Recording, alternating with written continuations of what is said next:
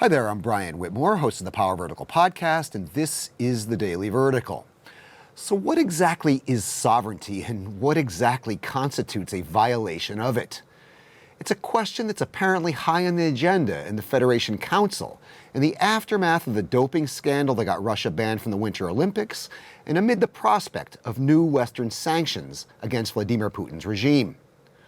According to a report in RBK, the upper house of Russia's parliament is considering legislation that would precisely define Russia's sovereignty and criminalize violations against it.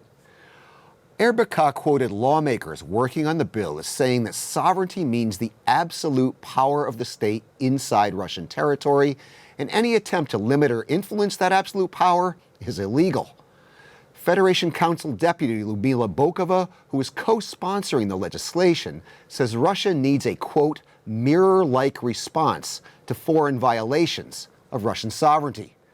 The mirror, however, appears a bit distorted.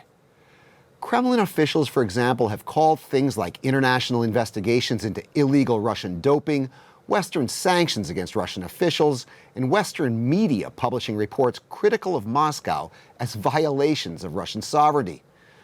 But the Putin regime clearly doesn't seem to think Russia's annexation of Crimea and intervention in the Donbass is a violation of Ukraine's sovereignty. And it doesn't appear to have a problem with its own de facto occupation of Abkhazia and South Ossetia in Georgia and Transnistria in Moldova. For the Kremlin, sovereignty appears to be a one-way street. Russia's is considered absolute and even extends well beyond its borders.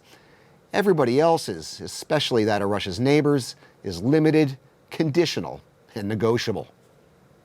Keep telling me what you think in the comments section, on the Power Vertical's Twitter feed, and on our Facebook page. I'm Brian Whitmore, and that was the Daily Vertical.